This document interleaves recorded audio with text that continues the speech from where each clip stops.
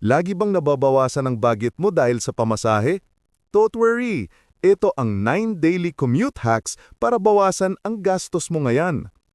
Una, magbiyahe ng mas maaga. Mas mura ang rides pag hindi peak hours. Pangalawa, mag-combo ride. Instead of jeep plus trike, try jeep plus short walk.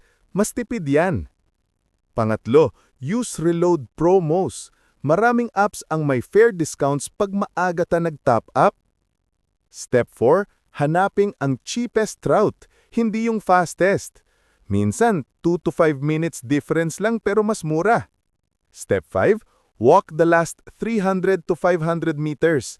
Yan ang pinakamadaling bawas sa daily rides.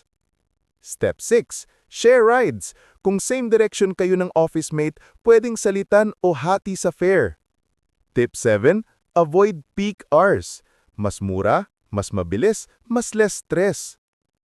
Tip 8, download route apps. Makikita mo agad yung pinakamurang ride options. Tip 9, no taxi unless emergency.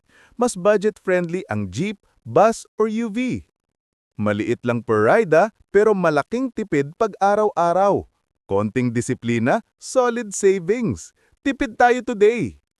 Gusto mo pa ng tipid tips? Follow at pakishare na din sa kapwa natin ng budgetarian.